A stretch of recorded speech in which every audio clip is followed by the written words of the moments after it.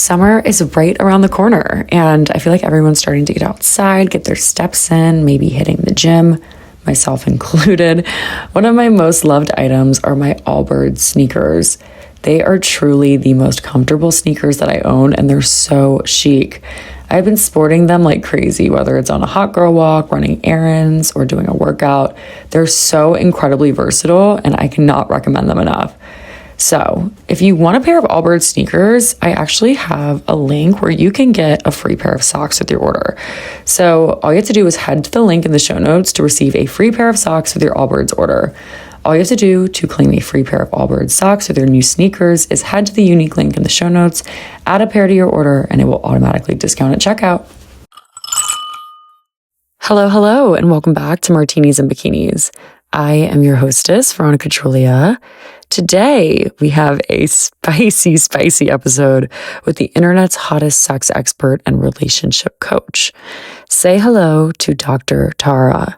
Dr. Tara is a communications professor at California State University, Fullerton, with a PhD in human connection. She's also the co-host of Celebs Go Dating, and she has a Sexplorer column with Women's Health magazine where she answers people's burning questions regarding sex and relationships. She has created Dr. Tara's Sex Academy, the Love Bites podcast, a 30-day journey of sexual exploration ebook, and she's a TEDx speaker. So in this episode, we are unpacking all things being your authentic self, sex languages, libido levels, how to spice up your sex life, sexual meditation, communication, and so much more. So without further ado, please welcome Dr. Tara to Martinis and Bikinis. Hello, and welcome to Martinis and Bikinis, the podcast for everything under the sun. I am your hostess, Veronica Droulia, and I am here to help you navigate your 20s through all things lifestyle, beauty, and fashion. So, if you're ready, let's dive into today's episode. Well, I'm so excited for you to be here, Dr. Tara. Me too. Thanks for having me. Welcome to Martinis and Bikinis. And I'm so pumped to talk about all things that are like a little censored usually, you know? I think this is like an open space, and I feel like some of the topics that we're going to cover today are going to give people a lot of answers that they probably need. Yes, I'm all about that. And I just love that you open up your space for a conversation like this. Oh my gosh, absolutely. I'm excited. I feel like I'm going to learn a lot today. But I do like to start these episodes out with like the roots. That's what I call it. And I love to give my guests the opportunity to tell us where you're from. Maybe just tell us things that people may not know about you, how you got to where you currently are and what you're doing and all that fun stuff. And you can start from the early beginnings or, you know, just jump right in. But I like to give people the opportunity to share more about themselves. Yeah, thanks for that. I think where I'm from explains a lot of my current perspectives on sex and relationship. So I'm originally from Bangkok, Thailand, and I grew up in a very conservative environment. My family is very religious, and I went to an all-girls Catholic school. So my whole, child life, like childhood, was very much surrounded by the idea of like a woman as like a Virgin Mary, right? Like a good woman, an innocent, clean woman who is, who's like a good wife, right? So like that's kind of the messages that I got when I was young. The school I went to, you have to wear long skirt like that cover your knees because your knees are too tempting for men and you don't want to, you don't want to provoke them by showing your knees. I love it. I can't help it. My knees are sexy. But basically, our school is very like body oriented, like cover your body, like cover everything, the top until like the neck, and then your wrist, cover your knees. So that's like the environment I grew up in. I would say it's very repressive, very sexually repressive. Yeah. I feel like Did you grow up? You grew up in I did. Louisiana, I feel right? like a lot of people have had similar experiences, and I've actually talked about that. Yeah, in some shape or Yeah, like form. at one point, we've Yeah. always kind of learned to be like ashamed of our bodies in a sense because we're taught Yeah, especially like that girls. if you show like an inch of something that's kind of normal, you get chastised for it or you get Yeah. kind of this strict sort of sense from like an elder. I don't know. I feel like Yeah. it's an interesting experience that a lot of women have had to experience at some point in life. But yeah, yeah. It's true, and it's harmful Mhm. because what can you infer from that kind of messages? Like, oh, only like good women dress a certain way and these women are not good if they dress a certain way, right? Like we don't want Yeah. that. We want Yeah, bikinis. we want We want, bikinis. We yeah. want We bikinis. we want bikinis. Yeah. Exactly. So I grew up in like kind of that environment, but then I actually went to high school in Finland. Oh, And the European culture, like the Scandinavian culture, is extremely different from where I'm from. And I'm very grateful to have that opportunity because that was the very first time I was exposed to body yeah. neutrality. And body neutrality is a concept where you should just be appreciative and grateful of your body for its functions. Like your body is great the way it is. And there's no, extra like we got to celebrate all sizes, all colors. Like it doesn't matter. It's just a Right. body, which I kind of like. I love Um, that.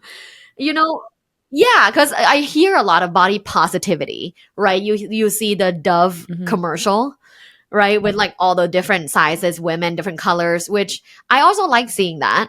But then there are some days where I don't feel like celebrating my body to the Right. fullest, right? I am gorgeous. I'm a goddess. Some days I don't feel like that, but I'm grateful that I have this body, Right. that it's working. Yeah. So yeah, I learned body neutrality from Finland. I love that. I think it's like so important to have gratitude for like a healthy, able body. And it shouldn't Yeah, necessarily matter what that looks like. It's more or less just about right. like not taking things too seriously and like celebrating Yeah, like what you have, regardless of what that may be, and just living your exactly. life and enjoying it. And That's what I try I to do. I've been Every day I try to have I've been fun. seeing your social media posts and I was telling my friend, I was saying, I am so excited to interview Dr. Tara because she just seems like a hoot and a half. And I feel like you are I just, just love having yeah, I fun. feel like you just have such an energetic presence on social media and you like do not give a fuck what people think, which I think is I so really cool. don't. How do you think you kind of broke that barrier of, okay, I'm going to openly talk about sex on social media with like zero boundaries. And I'm going to have the confidence to go forward with that and produce this content that people can learn from and definitely gain something from. Yeah, the start of the journey actually was not pretty. The start of my journey in becoming authentically me and unapologetic about sex and sexual desire and speaking up about what you want, actually come from my first marriage and my Oh, divorce. wow. So as an academic, I've always so I when I moved to the US, I started studying relationships. Actually, the very first paper that I published in an academic journal was about successful long distance relationships because I was just interested in different types of relationships and how they function and what they need and how can you have a satisfying relationship. So I've always been studying relationships since grad school. I finished my PhD. I got my dream job as a professor at Cal State University Fullerton. And I've been at Cal State Fullerton now for 8 years. But halfway through Fullerton, I actually got tenure early. And when I was promoted, I felt this like new sense of rejuvenation of like, oh, okay, now I want to do something that's like outside the norm. Right. Because I've always been in the norm. Like I went to grad school, I became a professor. It's all very formulaic. Like there is a way to get there. And if you just do your work, like you get Mm-hmm. there, right? So at that point, I was struggling between two worlds. One is teaching as a professor about sexual communication, relationship satisfaction, how to spice up your sex life, how to maintain a passionate relationship. But I was in a marriage that didn't have a lot of that. You know, we were great friends, we were great roommates, but we didn't have the passion. We didn't have the chemistry. We were not open to communicating about our sexual desires. So it fell apart. And through, you know, the very, I would say, very rock bottom of my personal life, it's even worse when you're a preacher of passionate relationships and you don't have it or you didn't have it. So during that time, I decided, like, I'm going to do something else. Like, I'm going to, you know, start divorce. I tell people all the time, divorce is an opportunity. Divorce is an opportunity for you to live the kind of life you've always wanted, or maybe you don't know yet what you want, but it's a blank Yeah. slate. It's a new start, new journey, new opportunity, new adventure. So actually, when I have clients that are very like concerned and nervous about their divorce, I'm like, I totally get you. I was there as well, but I'm telling you right now, it's an I always tell opportunity. people that It's breakups gonna are be fun. it's gonna be great. It's like Yeah. you get to like invent, you I get to love reinvent that. yourself. And I always say that You do. breakups always start the beginning of the best glow ups too. So I'm like, Yes. prepare. Oh This my is about to be God. a really fun time for you. So I love that you mentioned that. Yeah. Well, that's kind of my experience was like, and that was rock bottom. And then from then on, for the last 4 years, my life has just been up and up and up. I met my husband, my now husband, on the plane. What? We hit it off right away, but we were just friends first. And then we have like the most amazing, open-minded, communicative, empathetic, passionate, hot relationship. And we got married last Oh, year. congrats. Um, That's amazing. but we've always thank you, but we've always communicated about, you know, sexual exploration beyond the norm. So the norm is monogamy. We are not like completely open, we are not polyamorous, but we are monogamish, and Monogamish. we like that because it feels right. Yeah. Yeah. So I'm very grateful that because I was operating at that time like from authenticity, from true unapologetic self, and really not like hiding or trying to be someone that other people will Right. like, then it just turns out well. Like once I just accept this is who I am, I'm a little bit crazy. I say crazy shit, ridiculous things, and I have the desires that are not within the norm. Will someone love me? I don't know. And then someone does, and a lot of people do, which is fucking incredible. And I'm so grateful to have this like sex positive movement that is, you know, love bites and moving it I love forward. that. And I think it's so cool that you and your husband met on a plane. I feel like that's everybody's dream. But I know. He was already sitting there. I saw him from afar. I'm like, oh my god, that guy's so so hot. did you talk to him? How did that instigate? Yeah, we talked the whole time. So I started talking to him, and then we talked the whole time for 5 Oh my hours. gosh, that is so cute. Yeah, I didn't even go to the bathroom. I usually have to pee like 3 times on the plane. I didn't even have to pee. I was like, it's Oh okay. my gosh, you were distracted. The pee fairies are like, no, girl, you're gonna sit here and talk to this man. Oh my gosh, that's amazing. Well, I love how you mentioned monogamy because a lot of people were asking me to ask you if monogamy is something that you believe in and if you think that that's something that people can do for the rest of their lives. Because I feel like now with all this accessibility with dating apps and social media and the internet, I think it's granting people the access to more people and more options. And I think there's a lot of people out there that have anxiety towards relationships, whether they've been cheated on in the past or have been in a partnership where maybe monogamy wasn't at play and that was something that they wanted. But I'd love to hear your thoughts on monogamy as a whole. Yeah, I completely believe that monogamy can work. It just depends on who the players are, who the people Right. are. But I also believe that many types of relationships can work because I have observed and have seen it before in person, in my practice, and in research. So whether or not you're Monogamous, polyamorous, open, swinging, monogamish. Maybe you do one of those, what is it called? LAT, like long, it's like a long distance relationship where you are married, but like you don't live together, or like you sleep in separate beds or separate rooms. Um, I really think many different types of relationships can work effectively. In terms of monogamy, people often say like, oh, well, young people don't have the type of commitment that older people or previous generations have. I always tell them, you think like the world just is the same? Yeah. Like, and people are just the same. Like, things change all the time. Like, you are not like the monkeys that we were. So, yeah. So, of course, like now we're Right. different. Like, Gen Zs have had phones since they were like 5. Oh, yeah, the iPad kids. So, Crazy. yeah. So it's like, no, nothing is the same, right? Nothing is the same. The world has evolved and has changed, and people change too, and people's desires change too, and the exposure to people, like you said, change too. So yeah, like we gotta adapt with time. Now, the divorce rate is 50%. But I don't think it's because monogamy is failing. I think it's because people get into married relationship, like monogamous married relationship, too quickly. Right. And I'm an example of it. In my first marriage, we got married in like 6 months. Wow. Right?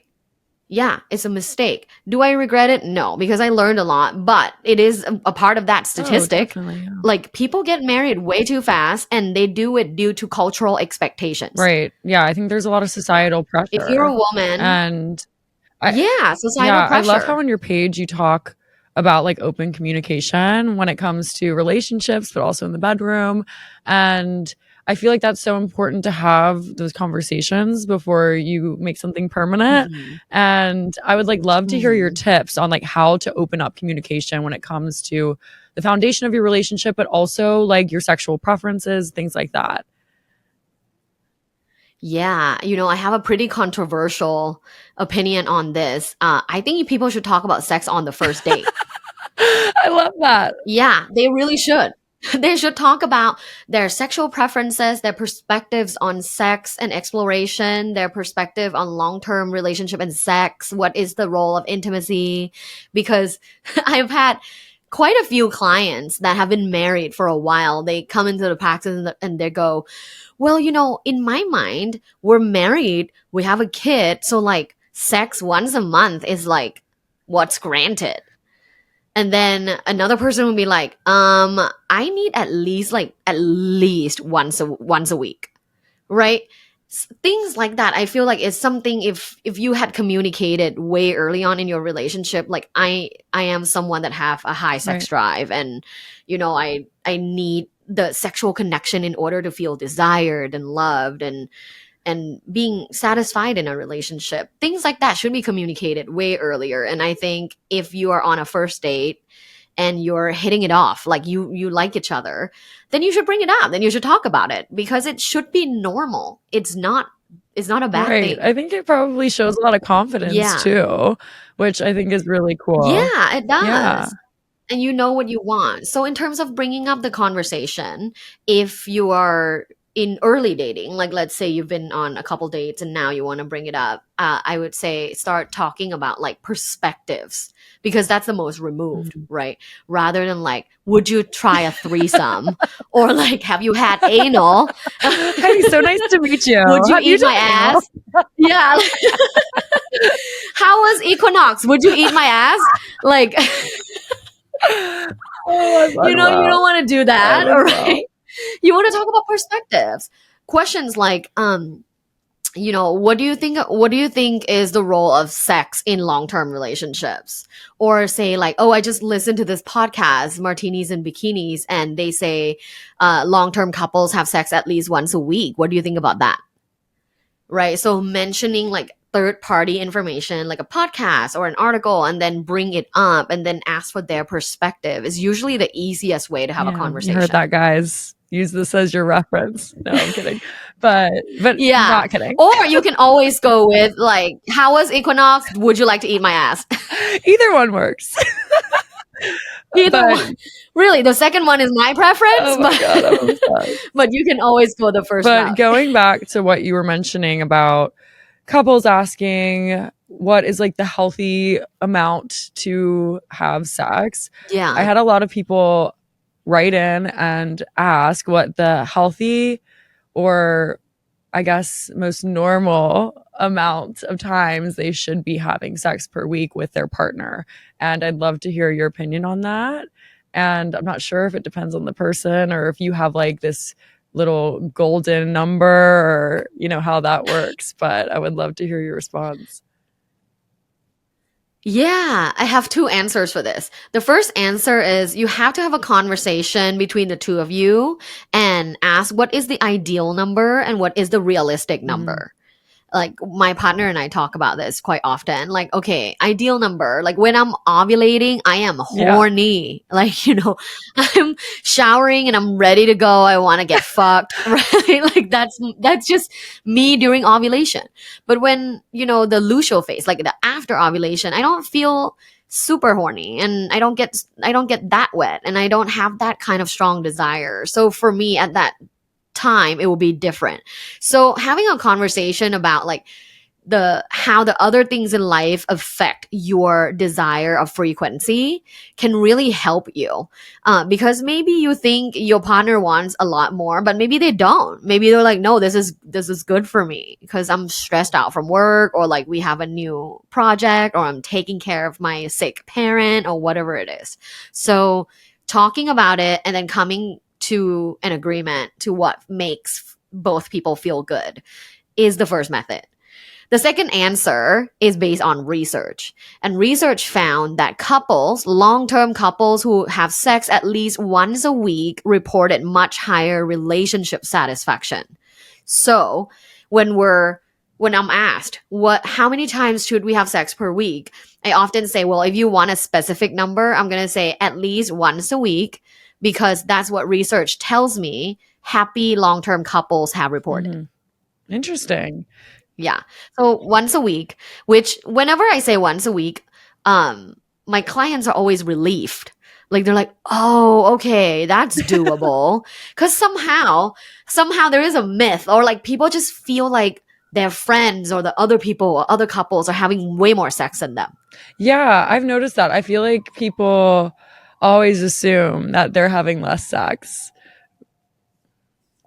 Yeah, because of like just the internet, right? There's Right. always, content of like, oh, my wife and I have sex like at least 5 nights a week. Yeah. Or But I've also had like I'm situations also like, where, you have a full-time job? yeah, I've also had situations where I've thought that like a peer of mine, like a friend of mine and their partner are like having like tons of sex and then later find out that they like haven't had sex in months. And you're like, oh, okay, like I don't know why I had Yeah, these preconceived judgments and was kind of comparing my relationships to that. But I feel like everybody kind of struggles with that for it sure. is a Yeah. phenomenon. Yeah, so it is a phenomenon that research like identify. Most people think other people are having more sex than them. Yeah. Yeah.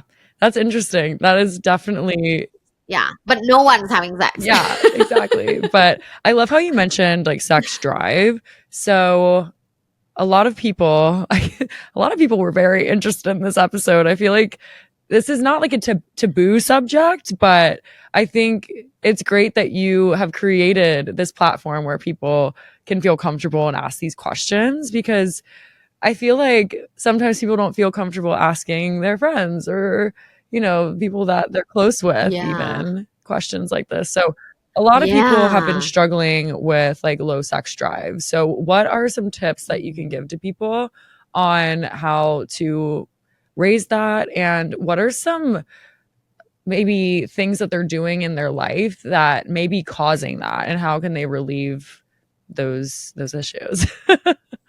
Mhm. Yeah.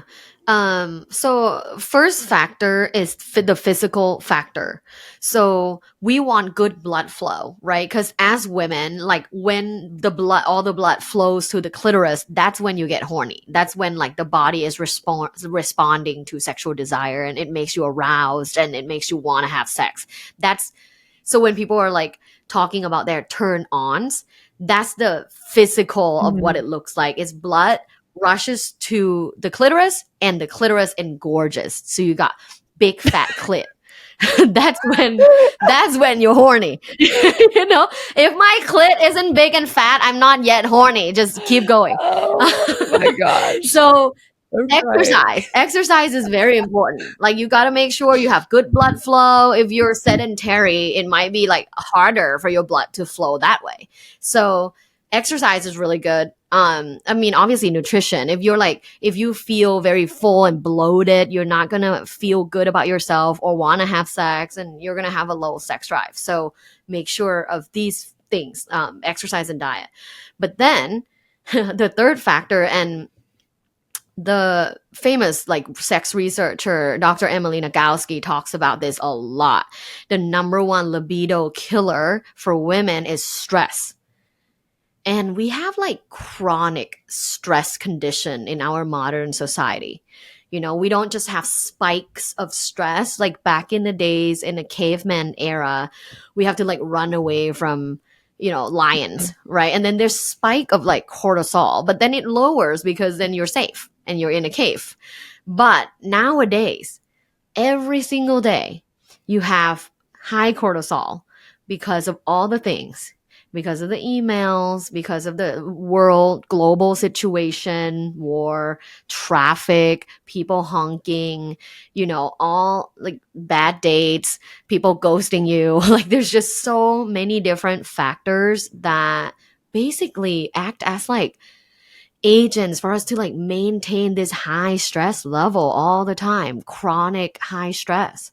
So you gotta find a way that works for you, that relieves your stress, and that can then bring back your Mhm. libido. So for me, what that looks like is meditation, breath work. I go get IVs and I kind of like sit down and listen to an audiobook. I take a bath. I talk to a good friend and laugh. So different rituals for different people, but these are some of the things that reduce my Yeah, stress. You have to have some type of stress reduction rituals. definitely. We live in such a stressful society, and there's always Yeah, so many things going through all of our heads at once. And it's time that so everybody many. just takes the time for themselves to decompress and find what works for them. But I know on your page you talk a lot about meditating as a couple. And I'd love to Yeah, hear your take on that and just the research behind that and why you think that that's yeah, super impactful when it comes to relationships. yeah. I love talking about this topic. Do you I meditate do already? meditate. I'm a big breathwork girl. I'm a Wim Hofer. So I Wim Hof. Oh, me Oh, too. I love that for us. Yeah. Do you like cold I plunges do, too? but I try to like be mindful of my cycle and make sure I'm not doing it Yeah, like around the time of the month because I've been like looking at some yeah, research that apparently that's we want like warm environments during that time and yeah, yeah. It's pretty intense for it's but shocking it's your great for system. Yeah, energy. I love it. I think it's great. it is. Me too. And breath Mhm. work. Yeah. So the reason why I became super into sexual meditations was because about 5 years ago, I started researching the topic of sexual mindfulness. And there are books that were written about it, a handful, but one of the most well known books is written by Dr. Lori Brotto, and she's from the sex research lab at the University of British Columbia. And in this book, she outlines a lot of her research and her peers' research on the different intervention for women, but some men, but mainly women, and how sexual mindfulness practices, aka like sexual meditations, improve people's sex lives. So there are series of studies that look at different results, like different outcomes for women. Outcomes such as higher sexual desire, right? Like higher libido and sex drive. Outcomes such as less pain. Outcomes such as higher sexual satisfaction. Outcomes such as better lubrication, better orgasm. So through her experiments and interventions and recording all the responses from her subjects, she learned how powerful sexual mindfulness and sexual meditations were in improving, enhancing, and maintaining a good sex life. And she was writing about it, but I was so shocked because even 5 years ago, like I was already starting to write my textbook. And I can't believe I've like not heard about it. Right. Like I know a lot about this. I'm teaching sexual communication at a college level and I'm writing a textbook, but at the same time, I'm like, how did I not hear way more about this? But here's my theory why we don't hear a lot more about this. Sexual meditation is free. But we live in a world where, big corporations still run the Right. world. And places like Big Pharma want to sell you Viagra for men, want to sell you pink Viagra for women. Oh, girls, women, do you feel inadequate because you have a low sex drive? Take this pill. Right. Right. So we still live in that kind of world. So for me, I totally understood why it wasn't advertised more. Yeah, Like, it was probably suppressed at some point. definitely. So I really was passionate about being the spokesperson for it. And I talk about it everywhere I go. I recently, well, when is this now? Well, yeah, I recently started Dr. Tara's Sex Academy, which is like a sex education for all. And I talk a lot about sexual mindfulness and I talk a lot about sexual meditations and how impactful that is for people. And it's free. So, yeah, I'm a big fan of sexual meditations. Yeah. So if somebody's new to meditation and they want to try this with their partner, what advice would you give them? And what type of meditation should they be doing? And what does that look like? Yeah. Get naked. You're like, let's walk through all the steps.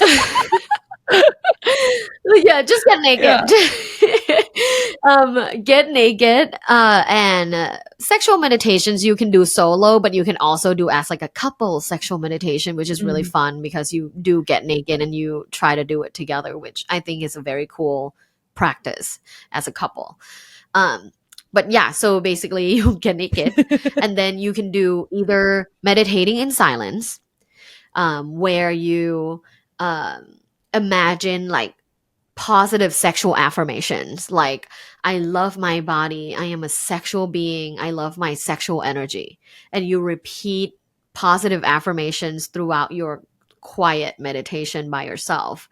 You can also do sensations, so start massaging your breasts, start massaging your tummy, massaging your pubic area, massaging your inner thighs, and then maybe you do that for total of 5 to 10 minutes along with the affirmations for people who like to do it quietly, because I know some people just love to quietly meditate, they don't like guided meditation. For those that like guided meditation, there are guided meditations for sex on YouTube online. I have a whole YouTube channel for guided sexual meditation. I have the 5-minute ones, the 10-minute ones, they're all free. If you don't mind my voice, you can go there, press play, and just go ahead and follow the Yeah, we'll put it in the instructions. show notes. That's going to be a good resource Yeah, for thank people, I you. think. Yeah, let yourself chill for 5 minutes and be sexual and celebrate your Yeah. sexuality. And if you can do that with your partner, it can be a really hot activity that's different from your current, sexual Right. script. Yeah. I think it's kind of like a sexual body scan, which I love. Yeah, it is kind of like Yeah. Well, that's that. what it sounds like. But anyway, Yeah, I know you've talked a lot about like desire and arousal. What are the yeah. differences between those two things? And do you feel like there's some sort of separation between the two? Yes, there is a separation between the two. Arousal is how your body responds, right? And then desire is your like horniness, like you're wanting to have Hmm. sex. People can have what is called arousal non-concordance, where they are mentally attracted to their partner. They are mentally horny, like, oh, I want to have sex with you, but then they don't get wet or they don't get hard. So that's where there's arousal non-concordance, like a That's disconnect unfortunate. between your head, yeah, and your body. And it happens to a lot Yeah. of people. A lot of women have told me, I don't know why, like I'm attracted to my boyfriend. We've been dating for 6 months and I really want, like, I like having sex with him, but my vagina doesn't get that wet. And it happens sometimes. It's due to so many different reasons. Like, for example, did you know if you take a lot of antihistamine, your pussy is going to be dry? I did not know that, but Yeah, that's so people don't know that. interesting. Yeah, it dries up your nose, but it also dries up your whole body. Wow. It dries up your mouth, your throat, I and your feel like there's a vagina. lot of medications out there that have side effects similar to that. Yeah. Right. SSRIs. Yeah. Yeah. SSRIs impact sexual desire a lot. So yeah, when it comes to arousal, is the part where your body is responding. So for women, it will be engorged clitoris. For men, it will be an erection. That's arousal. Like, oh, I'm aroused. My nipples are hard. That's when you're aroused. The desire is wanting to have Right. sex. So when people say, okay, you want to have high sexual desire, and then the arousal part is later, a lot of research now is debunking that myth. And they say sometimes, especially in long term relationship, arousal should come first. So just go ahead and try, right? Because there's a lot of long term couples who haven't had sex a long time and they're waiting to feel sexual, which is the desire part. Right. Um, Sometimes it doesn't just come. Yeah. Sometimes it needs the stimulation Mhm. first, then you feel aroused, then you have the desire. Yeah.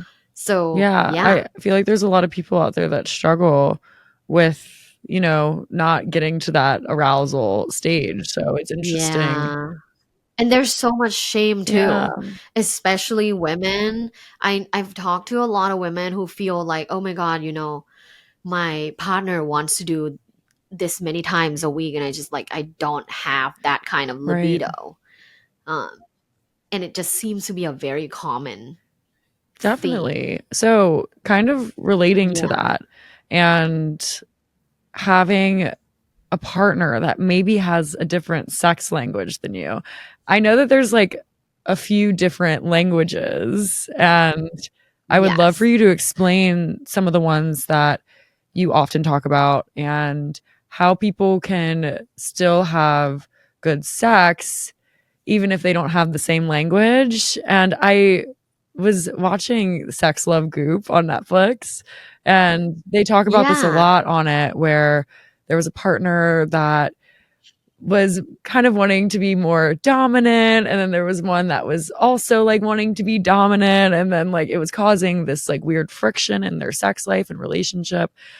How Yes. would you describe the sex languages, and how would you overcome people that have a different language? Yeah. Have you done the quiz? Like, do I you don't know know what what you I are? need to take it. Okay. Yeah. Well, you can also kind of listen to the description and maybe self Yeah. identify. So we have the energetic language, right? So these are five sex languages. Doesn't mean like, oh, you're only this one thing and this one thing only, and you will never change. That's not true. Like, people do change based on life experiences. So maybe when you're 21, you were, energetic, but then maybe when you're 35, you're kinky, right? So I just want people to understand, like, this doesn't just define you forever. Like, people do change. So we have five types of sex languages. We have energetic, which is someone's primary way of getting horny is a lot of buildup, a lot of the work prior to having sex, a lot of like yearning, longing, feeling like, oh, I miss them, I crave them. So building up the energy prior to having sex. So that's, if this is someone's sex language, they need a lot of build up. They can't just, come in, see you, and feel horny. Like there needs to be a lot of work prior. The second sex language is sensual. So if you are sensual, you want all of your senses to be stimulated. You want your sight, your scent, your taste. You want your to hear sexy things. You want to touch and feel sexy things. So a sensual lover is not someone who is satisfied with just regular, penetrative sex, right? They want to try different sensations. So that's the second one. So far, anything sounds like I you? think no, Not yes, yet. yes, definitely. I think probably more sensual. I feel like it's like a good mix of everything to an extent. Yeah. Yeah, yeah. Well, there's also another one that's kind of a mix of everything. But the third one is kinky. This is someone who is sexually turned on by all things taboo, taboo ideas, taboo sexual acts. Maybe it's something taboo psychologically, but maybe it's something that's taboo relating to senses. It's very much attached to the ideas of like Hmm. BDSM. Um, this is, I think, something that perhaps is developed later on in life. I don't see a lot of younger people like reported feeling like they are in this sex language.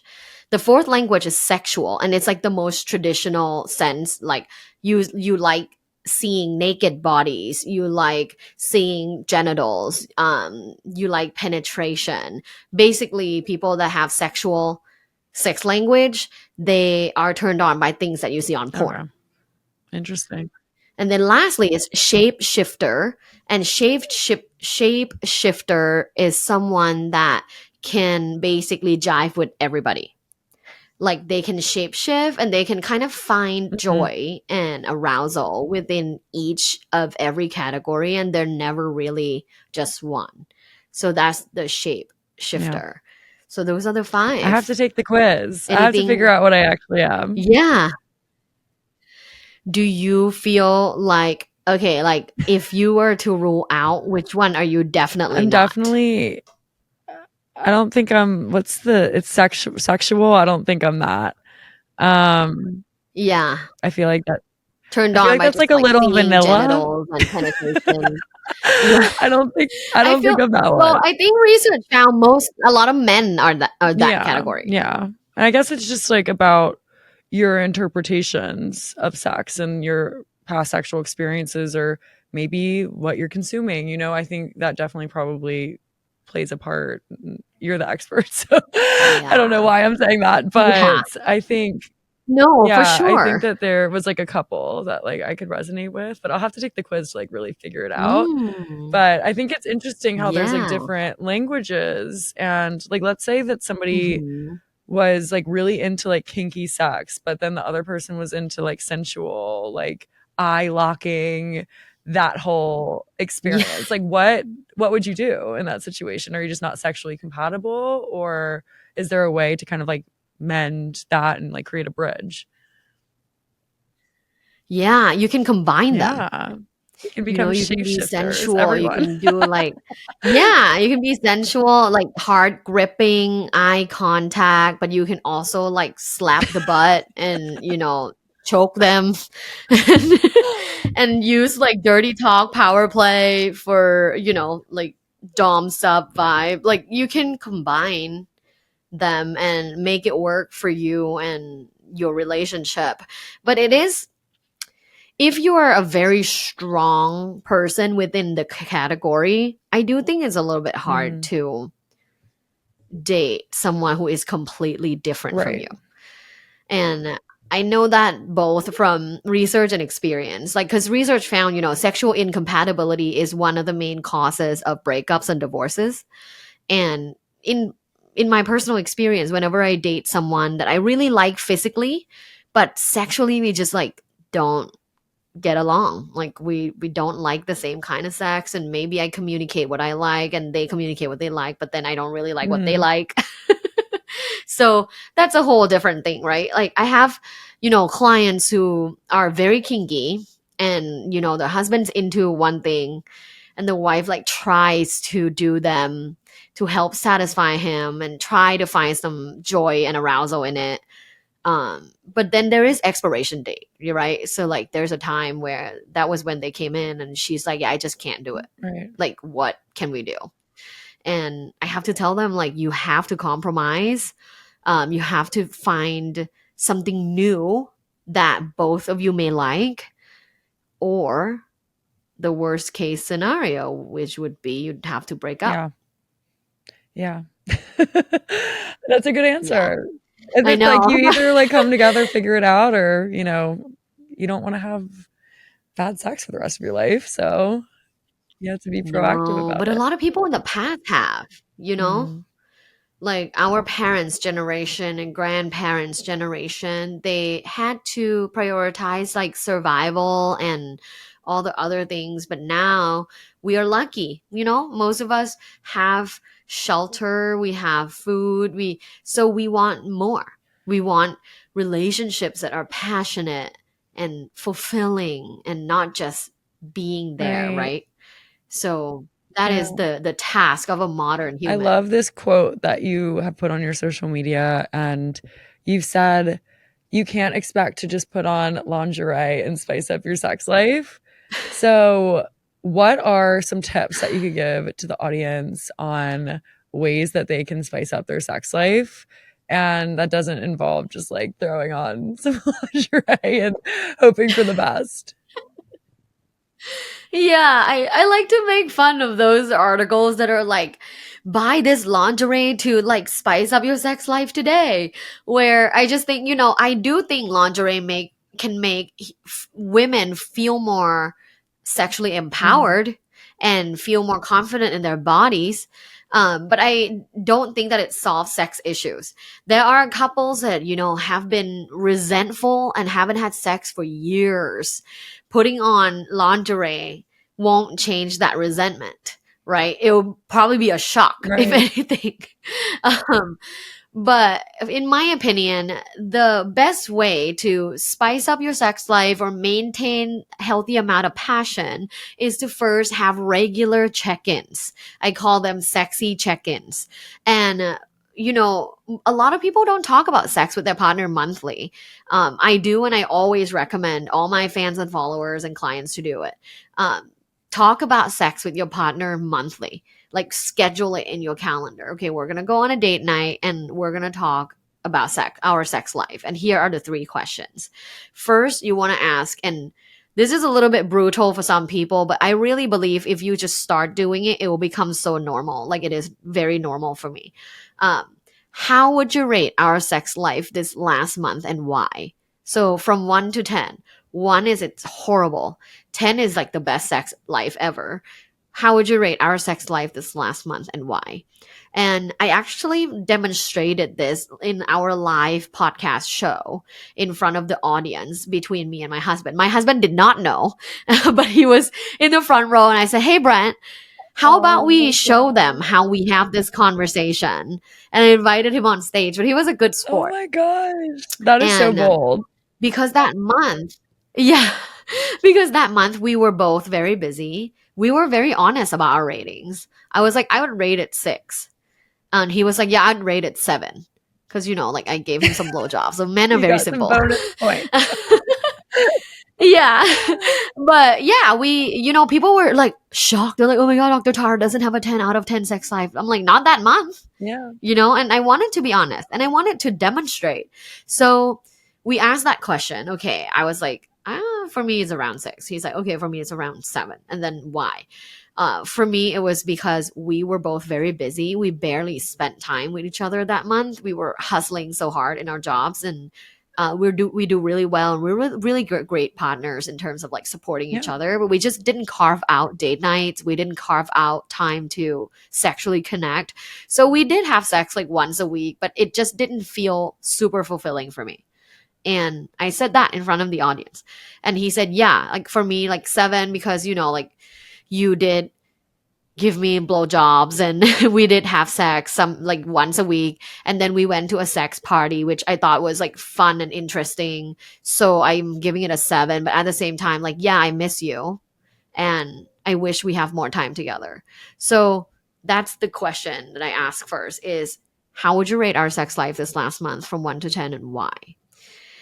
The second question I asked then is, what can we do in order to improve the points by 1 point next month? The score. So, okay, I gave it 6. What can we do that can improve this score by 1 point next month? And I'm a fan of small goals and consistently achieving them because that's the best way to build your self esteem. So, how do we improve 1 point? And then we brainstorm, we talk about solutions together. And then lastly, the third question is there anything else you'd like to explore next month that I don't know of? And that's where you open up the floor of fair game, where the other person can talk about things they want to explore. It doesn't mean that you'll say yes, but it allows them a space, which most people don't do, allowing their partner space to talk about Right. sex. So, yeah, I would say you want to spice up your sex life. This is where you start a sexy check in and ask these A 3 sexy questions. check-in. I'm obsessed. Yeah, It better be trademarked. You better be trademarking that because that's good. I know. Where's my lawyer? Let me Let's call call him. him up. Call her up, whoever it is. I did. Oh my God. You're going to think it's funny. I did trademark Dr. Tara. You trademarked what? Dr. Oh, I Tara. love that. That's amazing. As you Yeah. should. Because, like, I read in the news that Kylie Minogue trademarked Kylie. Oh, well, Kylie Jenner is in for a rude awakening. Yeah. Yeah. I feel like Yeah. trademarking is essential with business. Maybe I'll do my name next. Who knows? Feeling crazy. Yeah. What? Okay, I'm so curious now. This is not about sex, but what did you trademark? So I have Martinis and Bikinis trademarked, which is really interesting Oh, I because love. now a lot of bachelorette parties are starting to do this as their theme. And I feel like there's a lot of people Oh. that I can sue. I haven't done it yet, but Oh beware. my God. Martinis and bikinis. Wow, you can really trademark Oh anything. yeah, absolutely. And yeah, no, it's a great, interesting space for sure. I feel like a lot of people forget I to love do it both when of they those start a things. brand or a business, and it's definitely crucial because you don't want to get like a cease and desist I love letter later bikinis. on and then have to start from scratch. But anyway, I gotta make sure I get your oh my bikinis. gosh, wait, what'd you say? I gotta make sure I get your Oh, bikinis. you're getting one. I'm gonna send you and your husband one. The summer is Yes, coming. it's coming. It should be live in a few weeks. But yes, we have co-ed men's swim trunks and matching bikinis. So I'll have to Ooh. send you and your husband some. You guys would rock it in LA. Yay! We can do our little Yeah, photo shoot. I would love that. But I do have a question about I was just on the tip of my tongue. Shoot, what was it? Sex Oh, toys. okay. Anal. Thank you. I would love to know how maybe people have been feeling like not super confident walking into the bedroom or having sexual experiences. What are some tips that you would give to somebody to have more confidence in the bedroom and to like take over that space? Yeah. So confidence in the bedroom is attached to your self-esteem. People who have high self-esteem tend to also exhibit themselves confidently in the sexual realm. So now the question would be, what can we do consistently that improves our self-esteem and maintain high self-esteem?